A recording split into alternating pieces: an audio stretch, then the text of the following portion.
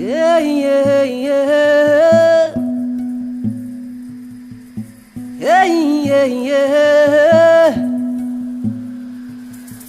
Yeah, yeah, yeah.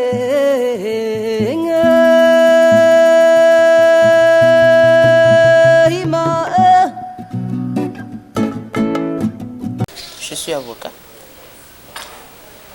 au barreau de Centrafrique. Je suis aussi représentante légale des victimes, ou si vous voulez, avocat des victimes, dans la procédure contre Jean-Pierre Bemba, qui est une affaire centrafricaine. Et c'est un Congolais qui est poursuivi puisque ce sont ces troupes qui sont allés commettre des crimes en République centrafricaine. Et je suis la représentante légale des victimes dans cette affaire. Je suis la coordonnatrice du réseau des ONG de promotion de défense des droits de l'homme, qui est aussi la coalition centrafricaine pour la Cour pénale internationale en Centrafrique. Yeah, yeah, yeah. Je m'intéresse à la justice en tant qu'avocat, en tant qu'activiste des droits de l'homme. Et en plus, je viens de vous dire que je suis représentante légale des victimes devant la Cour pénale internationale. Et en cela, cette conférence m'intéresse déjà pour partager mes expériences avec les autres et recevoir les expériences des autres. Ensuite, vous savez qu'en matière de justice, l'Afrique a des problèmes. Si je prends le cas de la Cour pénale internationale, la Cour pénale internationale ne juge que lorsque les États partis se trouvent dans l'incapacité ou l'impossibilité de juger les crimes internationaux. Et dans la plupart des procès qui ont eu lieu devant la Cour pénale internationale depuis 2002, qu'elle a commencé à fonctionner, eh bien, ce sont les États, et notamment des États africains dans mon pays, qui ont saisi la Cour. Et le motif de la saisine de la Cour, ça a été souvent, dans la plupart des cas, l'incapacité de ces États à poursuivre les auteurs de crimes internationaux. Dans le cas de la République centrafricaine, il y a plusieurs aspects. Il y a les structures, il y a la compétence, à savoir que déjà, à l'époque où la RCA saisissait la Cour pénale internationale, les crimes internationaux, à savoir crimes de guerre, crimes contre l'humanité, génocide et autres, n'étaient pas encore, ne faisaient pas partie de l'arsenal juridique, c'est-à-dire que ce n'était pas encore intégré dans le code pénal centrafricain. Donc le statut de Rome n'était pas encore mis en œuvre par la République centrafricaine.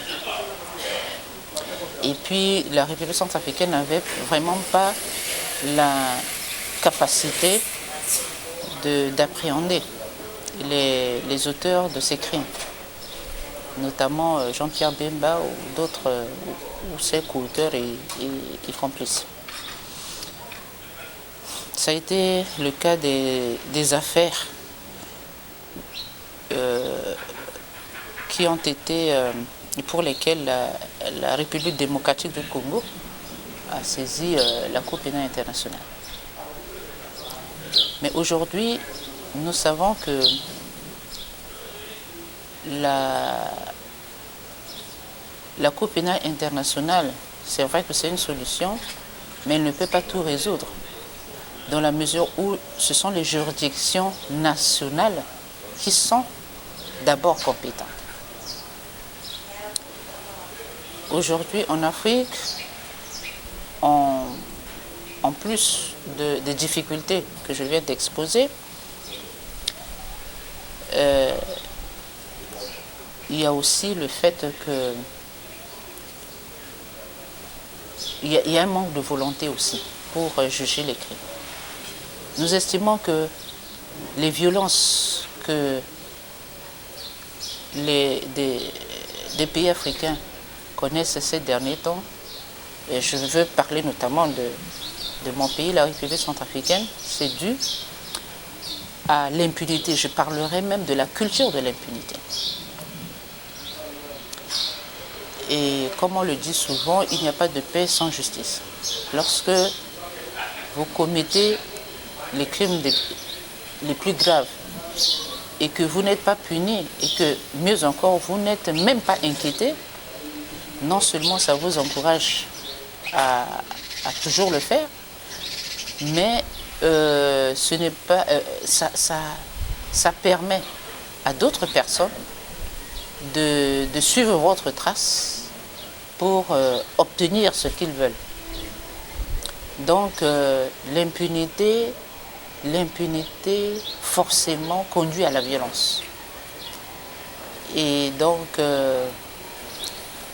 nous estimons qu'il faudrait que les Africains prennent leurs responsabilités. J'ai toujours dit que la Cour pénale internationale n'est qu'une roue de secours. Et nous ne pouvons pas à chaque fois attendre que la Cour pénale internationale fasse tout à notre place. C'est pour cela que j'apprécie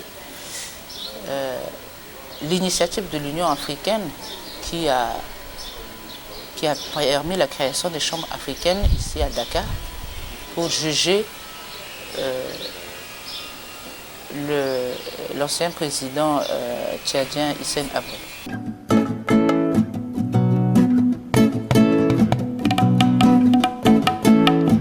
Justement, vous savez, même les praticiens, il y a des praticiens du droit qui ne sont pas impliqués, qui ne sont pas informés de ce que c'est que la justice internationale. Et en tous les cas, il faudrait de la sensibilisation de toutes les couches de la nation pour que ce soit en matière de justice internationale qu'en matière de justice nationale, il faudrait que les gens soient informés, qu'ils s'y imprègnent et qu'il y ait la volonté de poursuivre les auteurs des crimes. C'est là mon combat. Et c'est ce que j'ai même fait avant de venir ici. Il faudrait que les gens savent là où ils vont et qu'ils puissent savoir aussi ce que ça va leur donner. Partout, que ce soit chez moi, que ce soit dans d'autres pays africains, nous avons le même défi à relever. Combattre l'impunité. Rendre justice, faire rendre justice à ceux qui veulent obtenir justice. Et c'est le prix à payer pour obtenir la paix. Que ceux qui commettent des crimes puissent répondre de leurs actes. Ça sera, même si ces personnes ne peuvent pas, comment dirais-je, rétablir ce qu'ils ont détruit, mais le fait que ces personnes soient poursuivies et punies, les victimes peuvent obtenir déjà une satisfaction ou bien une réparation morale.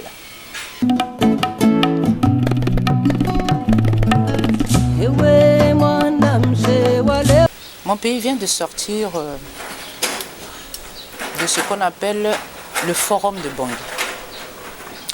Le forum de Bangui consiste à mettre autour d'une même table les fils et filles du pays pour parler de ce qui ne va pas dans le pays et voir ensemble ce qu'il y a lieu de faire pour redresser le pays. Mais je peux vous dire que ça c'est la énième rencontre de ce genre. Nous avions connu nous avions connu plusieurs forats de dénominations différentes, débat national, dialogue politique inclusif, etc., etc. Rencontre de ceci, de cela. Nous avions toujours eu de bonnes résolutions, des recommandations. Malheureusement, l'application des résolutions, des recommandations ont toujours ont fait défaut. C'est-à-dire que il n'y a pas toujours eu la volonté de changement. On n'a jamais, on fait pas jamais, mais on applique, soit on n'applique pas les recommandations, soit on les applique partiellement, soit on ne les applique pas du tout. Voilà. Et c'est un problème. Et j'espère que les recommandations issues du forum de Bangui, qui s'est terminé récemment, je crois il y a une semaine ou 10 jours, vont être appliquées. Mais, je le redis, il n'y a pas de paix sans justice. Tenir un forum pour essayer de réconcilier les Centrafricains entre eux, c'est une chose, mais la justice doit se faire. Les Centrafricains doivent savoir, ont le droit de savoir qui a fait quoi, qu'est-ce qui s'est passé. Les victimes doivent savoir ce qui s'est passé. Pourquoi? Là, quand elles le sauront, elles seront à même de pardonner. C'est pas comme ça qu'on pardonne. On pardonne lorsqu'on sait la vérité. Lorsqu'on connaît la vérité, on pardonne facilement. Mais sinon, le pardon, ça sera du bout des lèvres. Et lorsqu'on ne tire pas le mal par la racine, on va retrouver ce qu'on a pensé avoir abandonné.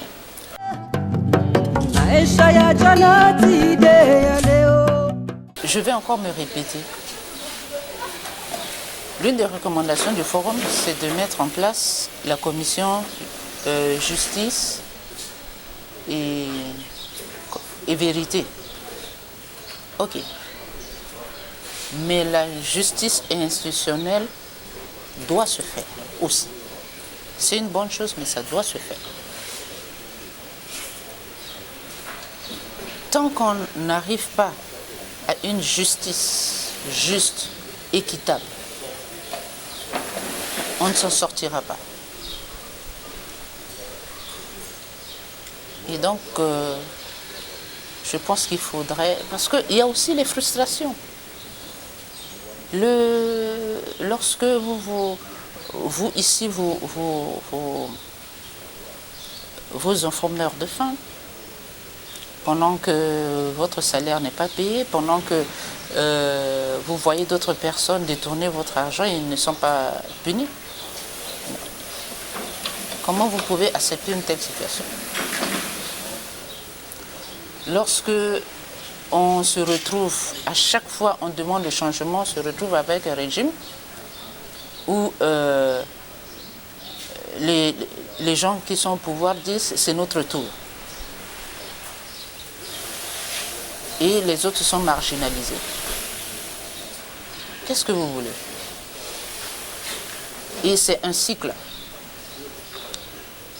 On retrouve aujourd'hui des gouvernants, demain ces gouvernants deviennent des gouvernés et ceux qui étaient des gouvernés deviennent des gouvernants et chacun fait la même chose.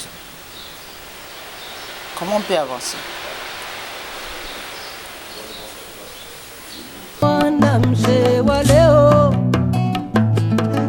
Effectivement, à ce niveau, c'est un problème. C'est pour cela que nous pensons qu'il faudrait que les États africains prennent leurs responsabilités pour qu'ils la justice soit nationale, c'est-à-dire proche, une justice de proximité, proche des victimes.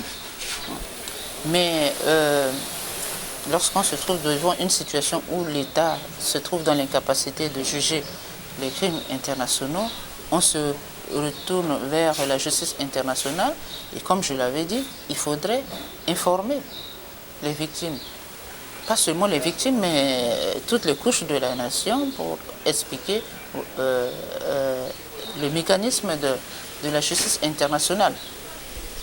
Et amener aussi les gens à connaître leurs droits et à les utiliser. Et donc ça, ce n'est pas toujours facile. C'est-à-dire faire la part des choses entre la justice nationale et la justice internationale. La justice internationale, je prends l'exemple de la CPI qui semble lointaine pour les victimes et sans compter sa lenteur. Bon, je ne reproche pas à la CPI sa lenteur, mais pour les victimes, attendre l'issue d'un procès 5, 6, 7 ans, c'est décourageant.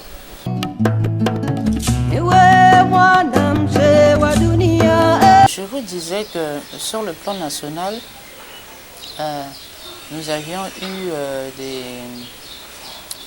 connu des violences, des crises militaro-politiques depuis plusieurs dizaines d'années et les auteurs n'ont pas été punis, encore moins inquiétés et parfois, et je dirais même très souvent, ils ont bénéficié de l'amnistie.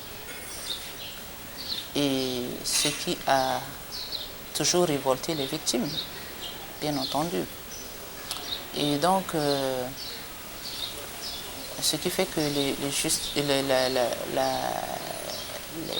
la population n'avait plus confiance et en ses gouvernants, puisque l'amnistie, c'est les gouvernants qui les donnent à ces criminels. Mais encore, il y a eu plusieurs fois des enquêtes, voire des commissions d'enquête, mais souvent ça n'aboutit pas. On ouvre une enquête, mais on ne connaît pas l'issue de l'enquête. Et puis les victimes se sont plaints aussi de ce que la justice nationale est corrompue. Et elles se sont plaints aussi du fait de l'immixtion de l'exécutif dans les affaires du judiciaire. Voilà autant de problèmes, autant comment dirais-je, de problèmes qui ont amené les justiciables à ne pas faire confiance en la justice de leur pays. Et donc lorsque, concernant l'affaire Bemba, où les victimes ont subi les pures atrocités qu'elles n'avaient jamais connues, il y en a qui se sont constitués en association, d'autres se sont plaints individuellement. Et encore une fois de plus, avant que la Cour pénale internationale ne soit saisie, la justice centrafricaine avait commencé ses enquêtes. Et il y a eu des combats entre les chambres, des combats judiciaires. Et en fin de compte, la Cour de cassation a tranché pour prendre une décision pour déclarer les juridictions centrafricaines pas incompétentes, mais que l'État centrafricain était dans l'incapacité de juger ces crimes internationaux. Et donc, et mieux encore, la Cour pénale internationale s'est déclarée compétente et a ouvert une enquête. Et ça pour ça, les victimes ont eu un soulagement. Et je disais tout à l'heure que c'est la lenteur de la justice internationale qui les a un peu découragés. Et c'est pour cela que je dis qu'il faudrait que nous trouvions au niveau de l'Afrique un mécanisme, et ça commence à se faire avec les chambres africaines, avec la Cour pénale spéciale. Peut-être que demain, on aura d'autres mécanismes de ce genre dans d'autres pays africains pour que justice soit rendue à ceux qui réclament justice. Voilà. Et donc, du côté national, c'est ce que je vous ai expliqué, du côté international, c'est le problème de la lenteur. Je partage cet avis dans la mesure où, comme je vous le disais, les toutes premières affaires qui ont été confiées à la Cour pénale internationale, ce n'est pas la Cour pénale internationale qui allait les chercher. Ce n'est d'ailleurs pas son travail. Ce sont les États eux-mêmes, les gouvernements des États concernés, qui ont saisi la Cour pénale internationale. Toutes les affaires de la RDC qui sont pendantes devant la Cour pénale internationale, c'est la RDC qui a saisi la Cour. De même, la République centrafricaine, c'est l'État centrafricain qui a saisi la Cour. Je crois que c'est le cas de l'Ouganda aussi. Quelques rares affaires, ce ne sont pas les États qui ont saisi la Cour, mais c'est soit le Conseil de sécurité des Nations Unies, parce que c'est prévu par les statuts de Rome. Le statut de Rome, c'est le cas du Sud-Soudan. C'est le Conseil de sécurité des Nations Unies qui a demandé à la Cour de s'occuper du cas du Soudan. Et donc, je crois que concernant le Kenya, c'est le procureur lui-même qui s'est saisi. Donc, vous voyez que ces cas sont rares. Et je le répète, la Cour pénale spéciale et la Cour pénale internationale, moi, je la considère comme étant une roue de secours. Et donc, lorsqu'on se rend compte que, bon, d'abord, quand c'est les États eux-mêmes qui disent qu'ils sont incapables de juger, et qu'on se rend compte de l'autre côté qu'on assiste à une parodie de justice quelque part, mais il faudrait bien qu'une autre justice puisse s'occuper de ces cas-là.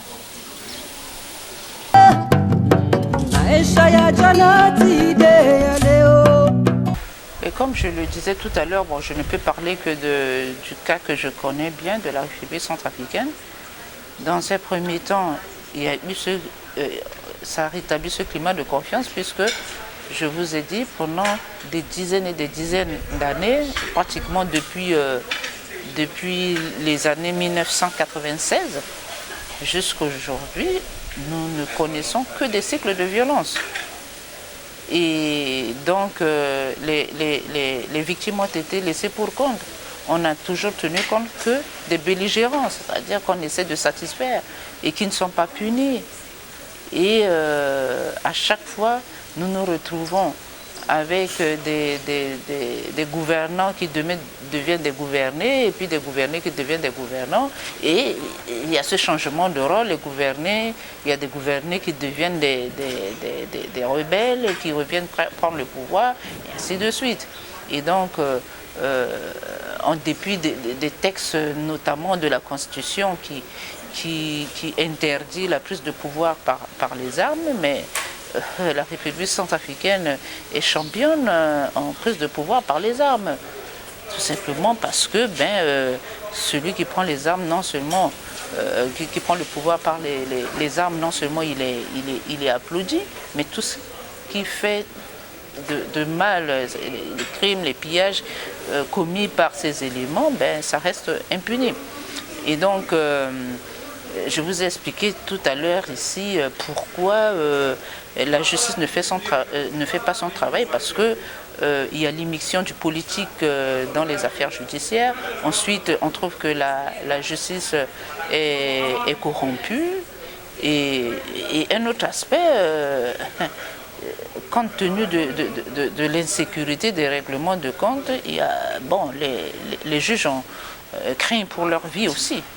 Et donc, les victimes ne peuvent faire que confiance à la justice internationale. Et faire confiance à la justice internationale revient à penser que leurs bourreaux seront punis. Bon, malheureusement, aujourd'hui, je me répète, les victimes se plaignent de la lenteur de la justice internationale, qui en plus semble lointaine.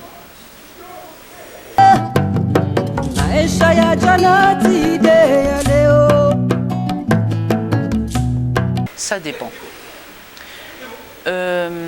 Si c'est par un coup de tête que nos chefs d'État africains ont pensé à mettre une cour africaine en place, moi je dis que c'est voué à l'échec. Parce que la mise en place de cette cour africaine a émergé au moment où nos chefs d'État africains ont commencé à critiquer la cour. Quand est-ce qu'ils ont commencé à critiquer la Cour? C'est lorsque la Cour a émis un mandat d'arrêt contre le président Béchir du Soudan. Et moi, je me suis posé la question, mais pourquoi subitement les chefs d'État africains se lèvent pour dire « Ah, mais pourquoi la Cour s'en prend qu'aux Africains ?» Mais pourtant, c'est pas maintenant. Et pourtant, ce sont les Africains eux-mêmes qui ont saisi la Cour. Alors, vous voyez. Et donc, ce qu'il faut comprendre, c'est que ces chefs d'État, lorsqu'ils ont commencé à critiquer la Cour, à demander à ce que les pays africains se retirent de la Cour, ils ont demandé qui? Est-ce qu'ils ont consulté la base? À mon avis, non. À aucun moment, un chef d'État n'a déclaré que j'ai saisi la base, j'ai saisi ma population, voilà le résultat, on ne veut plus de la Cour. Non.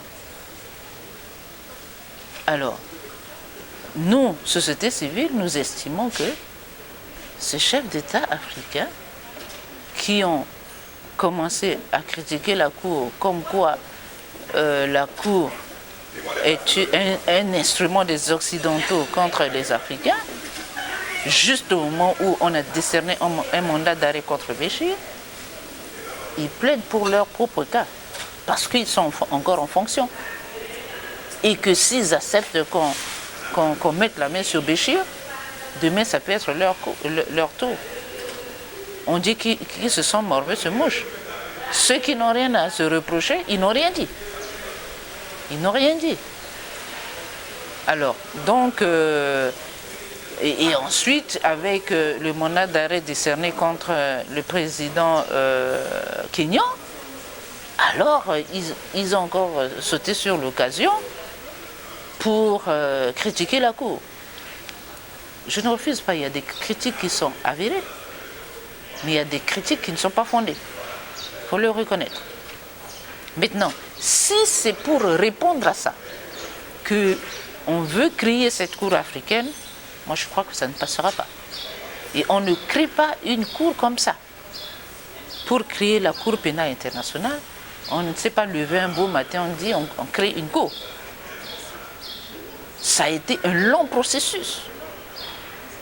Et là, je voudrais rappeler que ce sont les organisations de la société civile qui ont permis l'adoption. Ce sont les plaidoyers des organisations de la société civile qui ont permis l'adoption du statut de Rome qui régit la Cour pénale internationale. Et donc, on ne peut pas agir sans la base. Voilà. Mais si c'est pour pallier au fait que les situations africaines doivent être gérées par les Africains et qu'on a des garde-fous pour que ça réussisse, ok. Mais si c'est pour... si c'est dans le désir de vengeance ou de ceci, de cela, ce que je dis, ça m'engage, Ça ne marchera pas. Voilà. On fait quelque chose pour le bien des peuples, pas pour se protéger. Pas pour se protéger. Lorsque les États africains avaient ratifié le statut de Rome, ils ont bien vu qu'il n'y a pas d'immunité. Ils ont vu, ils ont ratifié. Pourquoi aujourd'hui ils disent non, il faut une immunité pour eux, uniquement. Pas pour, pourquoi pas pour vous, pas pourquoi pour nous, pour moi. Pourquoi on ne vise que le chef d'État en fonction? On pouvait bien viser aussi les députés en fonction, ou je ne sais pas trop. Alors, encore une fois de plus, je dis que la Cour pénale internationale n'est pas une juridiction qui est correcte. C'est une jeune juridiction qui fait des erreurs. Je n'en disconviens pas. Mais ce n'est pas une raison pour qu'on puisse faire des calculs pour des intérêts personnels. Ewe mwana mzee wa leo, mbache